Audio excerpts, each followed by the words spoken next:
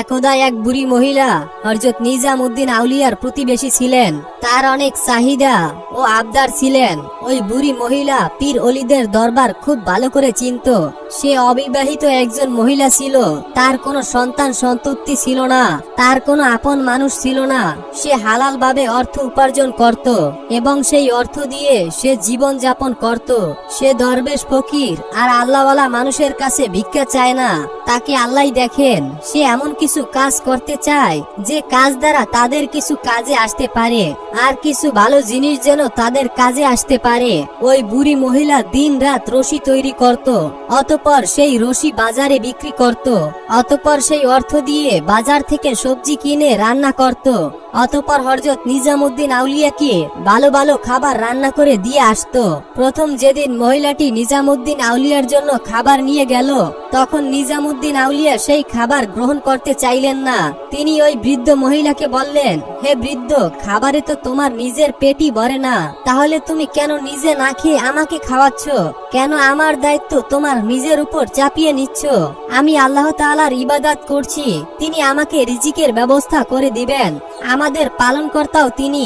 এই কথা শুনে সেই বৃদ্ধ মহিলাটি কান্না করতে করতে বললেন, হে মেহবুবে ইলাহি, আমাকে আপনার সেবা করা থেকে বঞ্চিত করবেন না। আমার আমলনামায় এই ইবাদত ছাড়া আর কোনো ইবাদত নেই। আমি আপনার সেবা করে জান্নাত পেতে চাই। ওই বৃদ্ধ মহিলার কথা এমন ছিল যে নিজামউদ্দিন আউলিয়া সে অস্বীকৃতি করতে পারছিল না।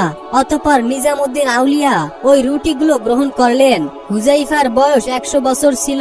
আল্লাহ তাআলা তাকে এমন শক্তি দিয়েছিলেন যে সে তার নিজের হাতেই নিজের কাজ করত। হযরত নিজামউদ্দিন আউলিয়া ওই মহিলাটিকে বলতেন, তোমার কাজ করার দরকার নেই, আমাদের দরবেশের কাছে যা আসবে এখান থেকে আমরা তোমার জন্য পাঠিয়ে দেব। এই কথা শুনে মহিলাটি বলতে থাকে, না হুজুর, আমার মন চায় আমি আপনার সেবা করতে থাকি। আমি জানি না আমার জীবন আর কতদিন বাকি আছে, তবে আমার জীবন যতটুকুই বাকি আছে, বাকি জীবনটুকু আমি আপনার সেবা করেই কাটিয়ে দিতে চাই। নিজামউদ্দিন আউলিয়া তার যুক্তির কাছে হেরে গেল। ওই এলাকা ছিল গরিবদের এলাকা। নিজামউদ্দিন আউলিয়া সেই এলাকায় থাকতেন। সবাই তার কাছ থেকে দোয়া নিয়ে আসতো। আর নিজামউদ্দিন আউলিয়া বলতেন, রিজিক দেওয়ার মালিক তো আল্লাহ, আল্লাহ যে কোনো মুহূর্তে তোমার উপরে রিজিকের খাজানা বর্ষণ করবেন। ওই বৃদ্ধ মহিলা আল্লাহর কাছে দোয়া করত, হে আল্লাহ, আমাকে এতটুকুই রিজিক দান করো যেন আমি গরিবদেরকেও খাওয়াতে পারি, আর কখনো যেন এই মহলে খাবার তৈরি বন্ধ না হয়। এটাই কি তার দোষ ছিল নাকি? নিজামউদ্দিন আউলিয়ার প্রতি ভালোবাসা ছিল, সেটা সে বুঝতো না, কিন্তু সে এতটুকু বুঝতো যে আল্লাহওয়ালা মানুষদের প্রতি আল্লাহর রহমত থাকে। আল্লাহওয়ালা ব্যক্তিরা নিজেদেরটা পরে, আগে মানুষেরটা চিন্তা করে। ওই মহিলাটি এভাবেই রশি বানিয়ে বাজারে বিক্রি করত। একদিন বাজারে তার সাথে এক ব্যক্তির দেখা হলো। ওই ব্যক্তিটি খুব বয়স্ক ছিল। ওই লোকটি বৃদ্ধ মহিলাকে বলল, তুমি এখনো কেন কাজ করতেছো? তোমার কি কোনো ছেলে নেই? মহিলাটি বলল, আমার কোনো সন্তান নেই, আমার স্বামীও নেই, আমি অবিবাহিত, আমার কোনো ভাই বোন নেই। ওই লোকটি আবারও বলল, তাহলে তোমার কি কোনো আত্মীয় স্বজন নেই? বৃদ্ধ বলল, আমার কোনো আত্মীয় স্বজন নেই, একমাত্র আল্লাহ ছাড়া আমার আর কেউই নেই। তখন সেই লোকটি বলল, তাহলে তুমি কি আল্লাহর কাছে দোয়া করো না? বৃদ্ধ উত্তরে বলল, আমি আল্লাহর কাছে দোয়া করি, কিন্তু আল্লাহ তাআলা নিজেই বলেছেন, পরিশ্রম করে খাও, নিজের হাতে গড়ে খাও। আমি শুধু আল্লাহ তাআলাকে খুশি করার জন্যই তার নির্দেশিত পথে চলতেছি। তখন সেই লোকটি বলল, তুমি কি আল্লাহ তাআলাকে খুশি করার জন্য এই কাজ করছো? এর সাথে কি অন্য কোনো কারণ নেই? তখন বৃদ্ধ বলল, আমার পাশে এক বড় আলেম দেখেন, তার নাম নিজামউদ্দিন আউলিয়া। শুনেছি আল্লাহওয়ালাদের সেবা করলে নাকি জান্নাত পাওয়া যায়, তাই আমি জান্নাত পাওয়ার জন্য তার সেবা করছি। আমি উপার্জন করে খাবার বানিয়ে তার কাছে নিয়ে হাজির হই। সেখানে অনেক আল্লাহওয়ালা ব্যক্তিরা থাকে, তারা অনেকেই ক্ষুধার্ত থাকে, আর এই জন্যই আমি তাদেরকে কিছু রুটি খাইয়ে পূর্ণতা অর্জন করতে চাই। তখন সেই ব্যক্তি বলল, হে বৃদ্ধ, তুমি তো অনেক পুরনো কাজ করছো, আমি দোয়া করি আল্লাহ তাআলা তোমার এই কাজ কবুল করুন আর তোমার মনের ইচ্ছা পূরণ হোক। অতঃপর সেই লোক লোকটি হঠাৎ গায়েব হয়ে গেল। মহিলাটি অবাক হয়ে গেল এবং ভাবতে লাগলো উনি কে ছিল। অতঃপর বৃদ্ধ অনেক চিন্তা ভাবনার পর রশিগুলো বিক্রি করে বাড়ি ফিরে আসলো। অতঃপর বাড়ি এসে সে যখন খাবার বানালো এবং দরবেশ হযরত নিজামুদ্দিন আউলিয়ার দরবারে খাবার পৌঁছে দিল, বৃদ্ধ মহিলাটি ভাবতে লাগলো ওই ব্যক্তি যেহেতু দোয়া করছে তাহলে অবশ্যই সে অনেক টাকা পয়সার মালিক হয়ে যাবে, কিন্তু এমনটা হলো না। অতঃপর একদিন ওই বৃদ্ধ রশি বিক্রি করতে বাজারে গেল, কিন্তু সেদিন বাজারে তার একটি রশিও বিক্রি হয়নি। ফলে অন্য দরবেশদের মতো সেও 4 দিন যাবত না খেয়েছিল। অতঃপর সে আল্লাহ তাআলার কাছে দোয়া করে, হে আল্লাহ, তোমার ওলিরা না খেয়ে আছে, আমাকে একটু আটা দাও, আমি যেন তাদের জন্য খাবার তৈরি করতে পারি, তাদেরকে দিয়ে আসতে পারি এবং তারা যেন খাবার খেয়ে একটু সুস্থ হতে পারে এবং তারা ক্লান্তি দূর করতে পারে। আল্লাহ তাআলা তার দোয়া কবুল করলেন। তার রশি বিক্রি হলো। তার রশি বিক্রির টাকা দিয়ে সে গমের আটা কিনলো, কিন্তু তার কাছে আর একটা টাকাও অবশিষ্ট থাকলো না যে টাকা দিয়ে সে সবজি কিনতে পারবে। তারপরে ওই মহিলাটি নিজামুদ্দিন আউলিয়ার কাছে গেল এবং বলল, হে হযরত, আপনার জন্য অনেক দোয়া করেছিলাম, যার ফলে আল্লাহ তাআলা আমাকে একটু আটা দিলেন, কিন্তু আমার কাছে একটা টাকাও নেই যে সবজি কিনবো, তাহলে আমি এই আটা দিয়ে কি করব? এই কথা শুনে নিজামুদ্দিন আউলিয়া মুস্কি হেসে দিয়ে বললেন, তাহলে এই আটাগুলো আমাকে দিয়ে দাও। এরপরে নিজামুদ্দিন আউলিয়া তার এক শাগরিদকে ডাক দিলেন এবং বললেন, এই আটাগুলো নিয়ে যাও। এই বৃদ্ধ মহিলা এই আটাগুলো অনেক ভালোবেসে দিয়েছেন। ভালোবাসার উপহার তো কিছুই হয় না। নিজামুদ্দিন আউলিয়ার কাছে এটা পতিত ছিল। হযরত নিজামুদ্দিন আউলিয়া তার শাগরেদকে বলল, এই আটাগুলো পাতিলে ঢেকে দাও এবং এর সঙ্গে সঙ্গে পানি মিলিয়ে দাও, যাতে করে এই আটাগুলো 40 জন দরবেশ খেতে পারে সেই পরিমাণে পানি দাও। অতঃপর পাতিল চুলায় বসিয়ে দাও। এমন সময় একজন ফকির এলো এবং সে বলতে লাগলো, কারো কাছে যদি কোনো কিছু থেকে থাকে তাহলে আমাকে দাও, আমি খুব ক্ষুধার্ত। শাগরেদ তখন পাতিলের সামনেই ছিল। দরবেশ তখন পাতিলের সামনে এসে বলল, হে আলেম, খাবার কই, থাকলে দাও। পাতিলের মুখ খুলে একটির মুখ কেন ঢেকে রেখেছো? আলেম সেই ফকিরের দিকে তাকিয়েছিল আর ভাবছিল, একে দেখে তো খুবই ভালো মনে হচ্ছে। অতঃপর আলেম হযরত নিজামুদ্দিন আউলিয়ার কাছে এলো এবং বললেন, হে হযরত, একজন ফকির এসেছে, সে বলছে তাকে খাবার দেওয়ার জন্য। তখন নিজামুদ্দিন আউলিয়া বলল, তাতে সমস্যা কি, তাকেও বসিয়ে দাও, ওইখানে সবারই অংশ আছে, যারা যারা ক্ষুধার্ত আছে। তখন শাগরেদ বলল, ওই পাতিল এত বড় না, তাতে সামান্য কিছু খাবার রয়েছে, পাতিলে যে খাবার রয়েছে তা আমাদের 40 জন দরবেশের জন্য যথেষ্ট নয়। এখন ওই ফকির এসেছে আর আপনি বলছেন তাকে বসিয়ে দিতে। তখন নিজামুদ্দিন আউলিয়া বলল, হে বৎস, আল্লাহ তাআলার রিজিকে সবারই অধিকার থাকে, তুমি এই বিষয় নিয়ে মোটেও চিন্তা করো না। অতঃপর ওই শাগরেদ ফকিরের কাছে গিয়ে নিজামুদ্দিন আউলিয়ার সমস্ত কথা বলে দিলেন। তখন ওই ফকির বলল, আমার কাছে সময় নেই, আমি খুবই ক্ষুধার্ত, সব থেকে ভালো হয় তোমাদের ওই মুর্শিদ এসে আমাকে যদি খাইয়ে দিত। এই কথা বলে দরবেশ ওখানে বসে পড়ল।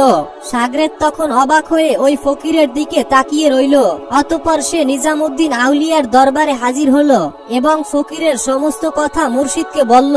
কথা শুনে নিজামুদ্দিন আউলিয়া ফকিরের কাছে গেল।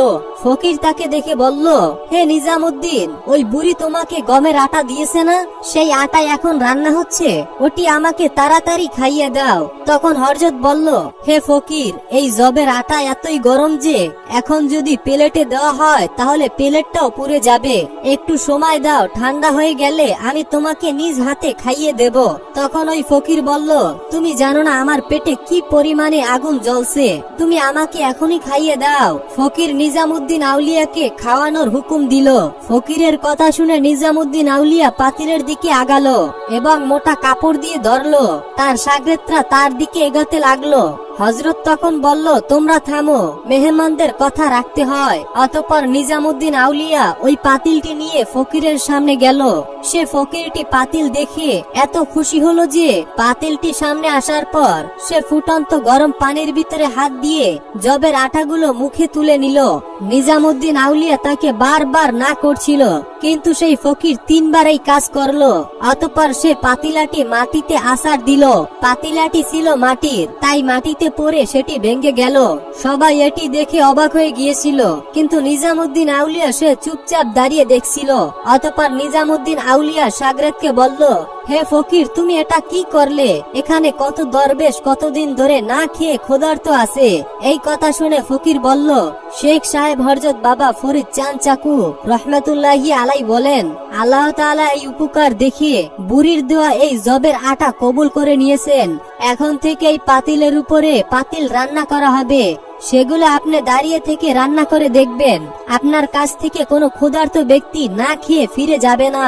সুবহানাল্লাহ, সুবহানাল্লাহ।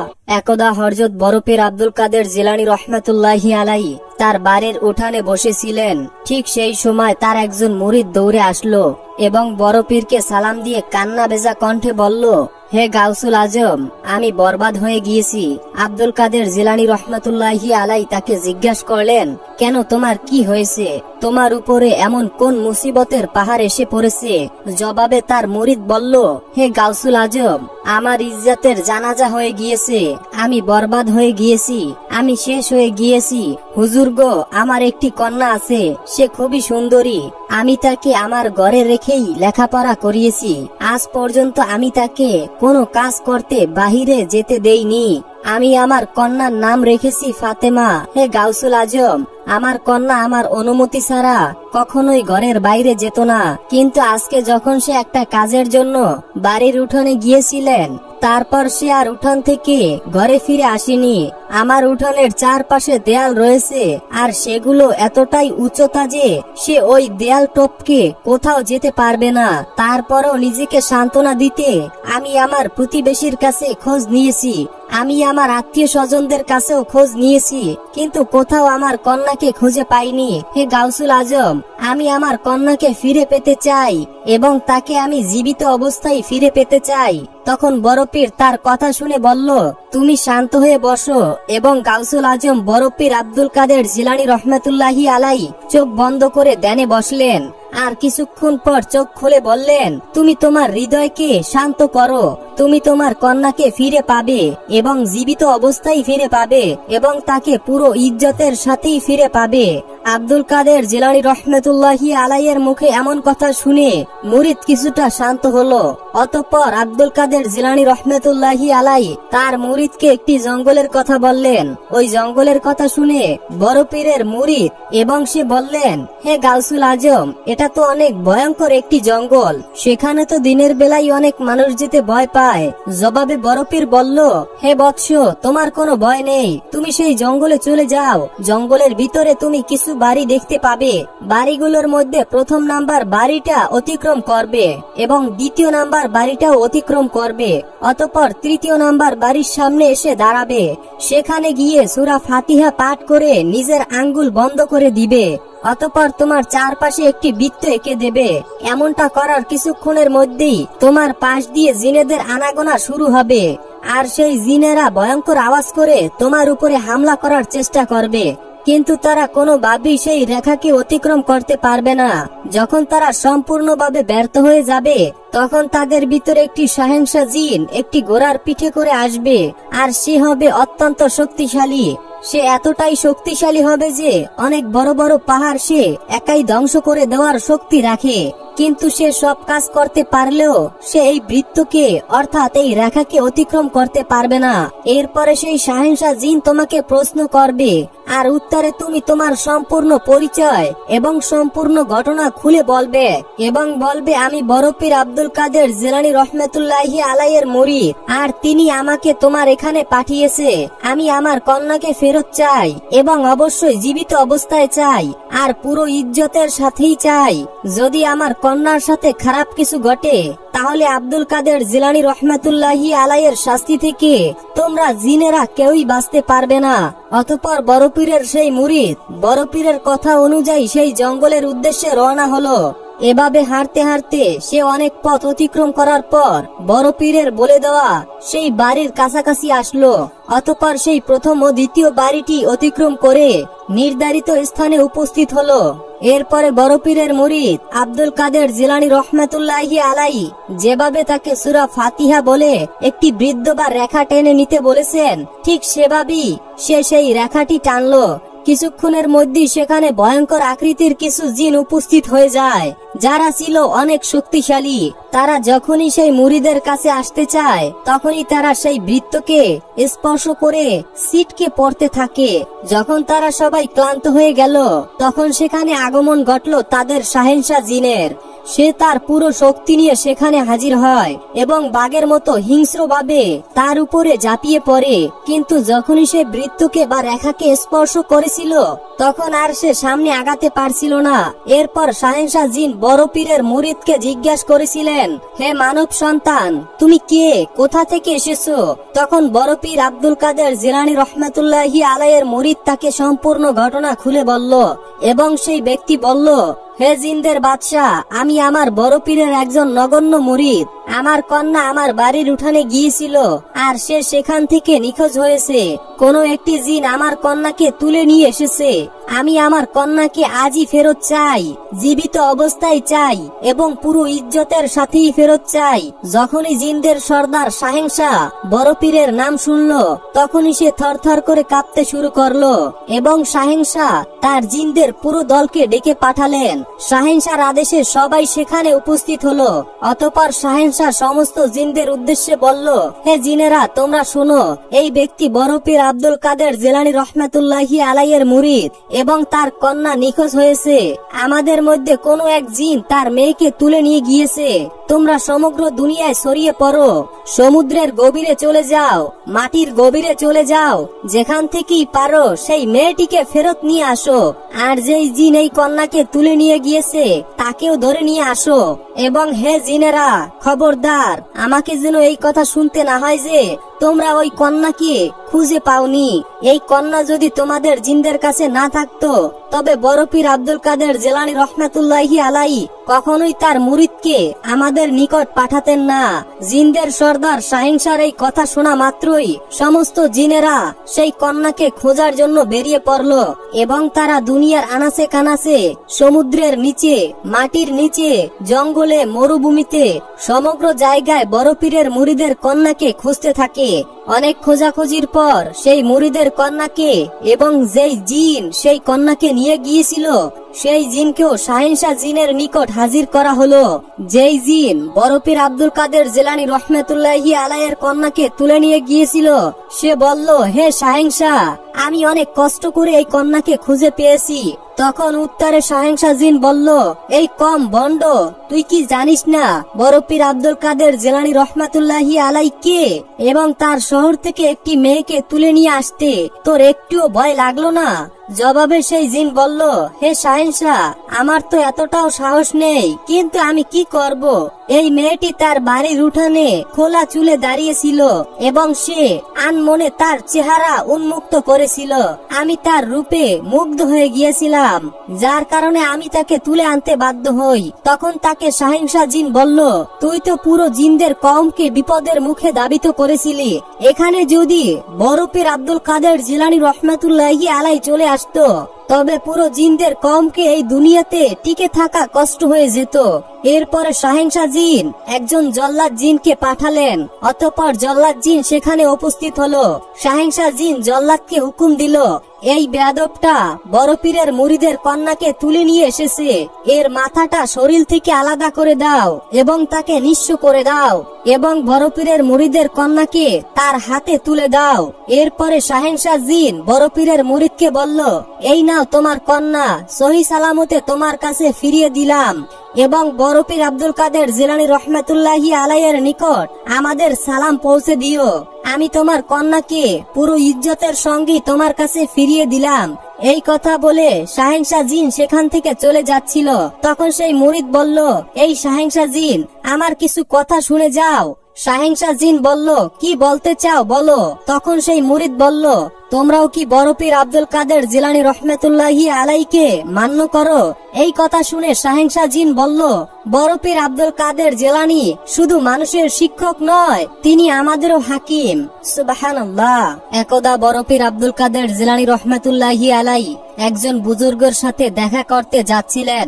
তাদের সঙ্গে ছিলেন আরো দুইজন মানুষ। তাদেরও গন্তব্য সেই একই জায়গায়। পথ চলতে চলতে তারা পরস্পরের সাথে কথা বলছিল।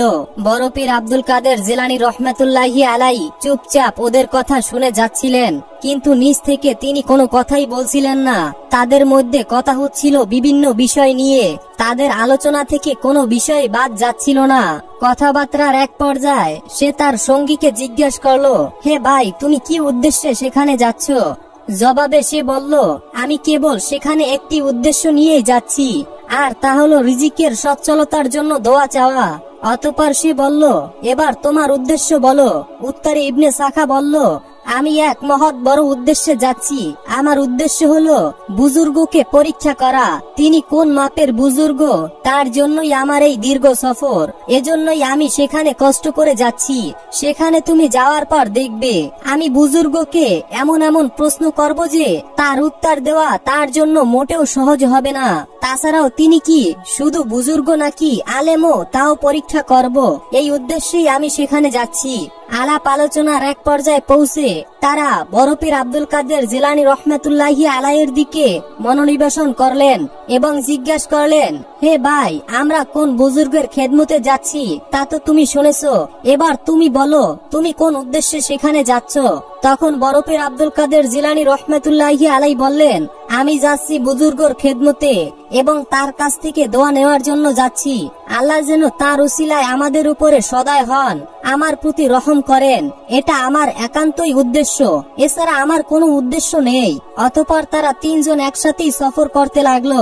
এক সময় ওই আল্লাহওয়ালা বুজুর্গর দরবারে উপস্থিত হলো। এদিকে আল্লাহর ওই অলির খেদমতে যুবক তিনজন উপস্থিত হওয়ার আগেই কাশফের মধ্যে তাদের অবস্থা সম্পর্কে বিস্তারিত জেনে ফেলেছে। তাই তিনি তাদেরকে কিছু বলার সুযোগ না দিয়ে একা একই প্রত্যেকের প্রশ্নের জবাব দিতে লাগলেন। দুনিয়াবি সয় সম্পত্তির আশায় যে ব্যক্তি এসেছিল তাকে হযরত বললেন, আমি তোমার পায়ের নিচে স্বর্ণের স্তম্ভ দেখতে পাচ্ছি। যেহেতু এই কথা দ্বারা লোকটির মূল উদ্দেশ্য হাসিল হয়ে গেল, তাই নিজ থেকে রিজিক ও সুস্থতার জন্য তার কাছ থেকে দোয়া চাইতে হলো না। প্রথম ব্যক্তির কাজ শেষ করে বুজুর্গ এবার ইবনে সাখার প্রশ্নগুলো উল্লেখ করলেন এবং তার প্রশ্নের জবাব দিতে লাগলেন। তিনি বলতে লাগলেন, প্রথম প্রশ্নের জবাব হলো এই, দ্বিতীয় প্রশ্নের জবাব হলো এই। এভাবে এক এক করে সবগুলো প্রশ্নের জবাব দিয়ে অবশেষে তিনি ইবনে সাখাকে লক্ষ্য করে বললেন, আমি তোমার কপালে কুফরের নিদর্শন স্পষ্ট দেখতে পাচ্ছি। খুব শীঘ্রই তুমি ইসলাম ত্যাগ করে বরবাদ হয়ে যাবে। বুজুর্গ লোকটির কথা যথাযথ বাস্তবায়ন হয়ে গেল। তিনি যেরকম বলেছিলেন শেষ পর্যন্ত একই রকম ঘটল। ইবনে সাখা ছিলেন তৎকালীন খলিফা বার্তাবাহক। তাকে বিশেষ সংবাদ দিয়ে সম্রাট হিয়াইসের নিকট পাঠানো হয়েছিল। সম্রাট তার জ্ঞান দেখিয়ে তাকে আপ্যায়ন করলেন। এমনকি বড় আলেম হওয়ার কারণে তাকে তিনি বড় জাতি হিসাবে নিযুক্ত করলেন। ফলে সেই ইবনে সাখা সেই দেশেই থেকে যায়। দিন যায়, রাত আসে, আবার রাতের পর দিন আসে। এভাবে কিছুদিন কেটে যাওয়ার পর সেখানে এক বিরাট কাণ্ড ঘটে যায়, যার কারণ হচ্ছে বুজুর্গর সাথে বেয়াদবিমূলক আচরণ। সে যে বলেছিল যে বুজুর্গকে প্রশ্ন করবে এবং দেখবে যে সে আলেম কিনা, এতটুকুই তার বিশ্বাস হয়ে গেল। তার ফলস্বরূপ ইবনে সাখা সম্রাট কিয়াইসের মেয়ের প্রেমে পড়ে যায়। শেষ পর্যন্ত সেই মেয়েকে পাওয়ার জন্য ইসলাম ত্যাগ করে খ্রিস্টান ধর্ম গ্রহণ করে এবং কুফরিতে নিযুক্ত হয়ে পড়ে। আর এই অবস্থায় সে মৃত্যুর মুখে ধাবিত হয়ে পড়ে, নাউজুবিল্লাহ। যাই হোক, বুজুর্গ লোকটি ইবনে সাখার সাথে কথা শেষ করে আব্দুল কাদের জিলানী রহমাতুল্লাহি আলাইকে উদ্দেশ্য করে বললেন, হে বৎস, আমি দেখতে পাচ্ছি তুমি বাগদাদের মেম্বারে বসে আছো আর বলছো আমার এই কদম সমস্ত আউলিয়াদের উপরে। এই কথা বলার পর দেখতে পেলাম যে উপস্থিত আউলিয়াগণ নিজ নিজ গর্দান তোমার দিকে ঝুঁকিয়ে দিচ্ছে। বুজুর্গর এই কথা একদিন সত্যি সত্যি বাস্তবায়ন হয়ে গিয়েছিল। একদা আব্দুল কাদের জিলানী রহমাতুল্লাহি আলাই বাগদাদ শরীফে মেম্বারে বসে বয়ান করছিলেন। এক পর্যায়ে হঠাৎ তার অনিচ্ছাকৃত সত্ত্বেও তার মুখ থেকে বেরিয়ে যায়, আমার এই কদম সমস্ত আউলিয়াদের গর্দানের উপরে। এই কথা শোনা মাত্র উপস্থিত বুজুর্গগণ তাদের গর্দান ঝুঁকিয়ে দিল। সুবহানাল্লাহ। প্রিয় দর্শক, দুইজন যুবক তো তাদের নিজ নিজ নিয়ামত অনুসারে ফলাফল লাভ করেছে। আর ইবনে সাখার নিয়মটা কেবল মন্দই ছিল না, আল্লাহর অলিদের সাথে বেয়াদবিমূলক ছিল। তাই সে হেদায়েত থেকে বঞ্চিত হয়ে বেঈমান হয়ে দুনিয়া থেকে চির বিদায় নেয়। হযরত আব্দুল কাদের জিলানী রহমাতুল্লাহি আলাই শিক্ষা দীক্ষায় পূর্ণ অর্জন করার পর তিনি নিজেকে ইসলাম ধর্ম প্রচারের কাজে নিযুক্ত করেন। বিভিন্ন মাহফিলে ইসলামের সুমহান আদর্শ স্পষ্ট আলোচনা করতেন। তার মাহফিলে শুধু মুসলমানরাই নয়, তার মাহফিলে অমুসলিমরাও অংশগ্রহণ করতেন। তার বক্তব্য শুনে অনেক অমুসলিম ইসলাম গ্রহণ করতেন। কিন্তু বাগদাতে বরফের আব্দুল কাদের জিলানী রহমাতুল্লাহি আলাইয়ের মুরিদের সঙ্গে কিছু এমন মানুষ ছিল যারা বরপীরকে ঘৃণা করত আর সব সময় তার ক্ষতি করার চেষ্টা করত। তারা বিভিন্ন ধরনের ষড়যন্ত্র ও পরিকল্পনা করত যাতে করে তারা বরপীরকে লোকদের সামনে অসম্মান করতে পারে। কিন্তু সেই মূর্খরা জানত না যে গাউসুল আজম আব্দুল কাদের জিলানী রহমাতুল্লাহি আলাই ছিলেন ওলিদের সুলতান, আর তিনি আল্লাহ তাআলার হুকুমে মৃত্যুকে জীবিত করতে পারেন। আর ওনাকে ঘৃণা করা ব্যক্তি সব সময় ব্যর্থই হতো। একদা হযরত আব্দুল কাদের জিলানী রহমাতুল্লাহি আলাই তিনি তার নিজের দরবারে উপস্থিত হয়েছিলেন। তখন হঠাৎ করে একদল লোক যারা তাকে ঘৃণা করত, তারা একজন জীবিত লোককে মৃত সাজিয়ে তার লাশকে নিয়ে বরপীর আব্দুল কাদের জিলানী রহমাতুল্লাহি আলাইয়ের দরবারে উপস্থিত হলো। তারা আগে থেকেই এই পরিকল্পনা করেছিল যে যখনই সে জীবিত ব্যক্তির জানাজা নামাজ পড়িয়ে দিবেন তাকে আমরা ইঙ্গিত দেব, আর সঙ্গে সঙ্গে সে কাফনের কাপড় সরিয়ে উঠে যাবে, যাতে করে আমরা বরপীরকে অসম্মানিত করতে পারি। আর এতটুকু বলতে পারি যে আপনি কেমন পীর, এতটুকু জানতে পারেন না যে এই লোকটি মৃত নাকি জীবিত। কিন্তু সেই লোকটি এটাই জানতো না যে গাউসুল আজম আব্দুল কাদের জিলানী রহমাতুল্লাহি আলাই ছিলেন ওলিদের সুলতান, আর তিনি যে আল্লাহ তাআলার হুকুমে মৃতকে জীবিত করতে পারেন। সুতরাং তাদের এই পরিকল্পনা নিয়ে দরবারে হাজির হলেন। বরপীর এই বিষয়ে আগে থেকেই অবগত ছিল, কিন্তু তবুও তাদেরকে জিজ্ঞাসা করেছিল যে তোমরা এখানে কি জন্য এসেছো। তখন তারা মৃত ব্যক্তিকে দেখিয়ে বলল, হুজুর, এই ব্যক্তি মৃত্যুবরণ করেছে আর আমরা চাই যে আপনি এর জানাজা পড়ান। বরপীর তাদের মনের খবর জানতেন, তাই তিনি তাদের কথা মতো জানাজা নামাজের জন্য প্রস্তুতি নিলেন। জানাজা নামাজ পড়ানোর পূর্বে বরপীর আব্দুল কাদের জিলানী রহমাতুল্লাহি আলাই সেই লোকদেরকে জিজ্ঞেস করলেন, আমি কি জীবিত লোকদের জানাজা পড়াবো নাকি মৃত লোকের? তখন তারা বলতে লাগলো, হে হযরত, এটা আবার কেমন কথা? সে যদি মৃত্যুবরণ নাই করত তাহলে আমরা আপনার কাছে জানাজার জন্য কেনই বা আসতাম? অতঃপর তাদের কথা অনুযায়ী বরপীর সালাম ফিরালেন এবং সেখান থেকে সরে দাঁড়ালেন। তখন তারা বরপীরের পাশে এসে দাঁড়ালেন আর তাকে বলতে লাগলেন, আপনি নাকি বরপীর, কিন্তু আপনি এটাই জানেন না যে মৃত লোকদের জানাজা পড়ানো হয় কিন্তু জীবিত লোকদের জানাজা নয়। এই ব্যক্তিটির জানাজা আপনি পড়িয়েছেন, কিন্তু এই লোকটি তো জীবিত একজন মানুষ। আপনি একজন জীবিত মানুষের জানাজা নামাজ পড়ালেন আর আপনি নাকি আল্লাহর ওলি, তাহলে এই জীবিত লোকটির জানাজা নামাজ কিভাবে পড়ালেন? তখন বরপীর বললেন, আমি তো তাকে মৃত্যু মনে করে জানাজা নামাজ পড়িয়েছি, যাও তাকে গিয়ে দেখো। অতঃপর তারা যখন তার সঙ্গীর কাফন সরালো তখন তারা দেখলো যে যাকে মৃত্যু বানিয়ে এখানে নিয়ে এসেছিল সে সত্যি অর্থেই মৃত্যুবরণ করেছে। প্রিয় দর্শক, এটা হলো আল্লাহর ওলিদের সঙ্গে বেয়াদবি করার শাস্তি। সহিহ বুখারীর বর্ণনায় রয়েছে, আল্লাহ তাআলা বলেন, যারা আমার ওলিদের সঙ্গে শত্রুতা রাখে আমি তাদের বিরুদ্ধে যুদ্ধ ঘোষণা করেছি।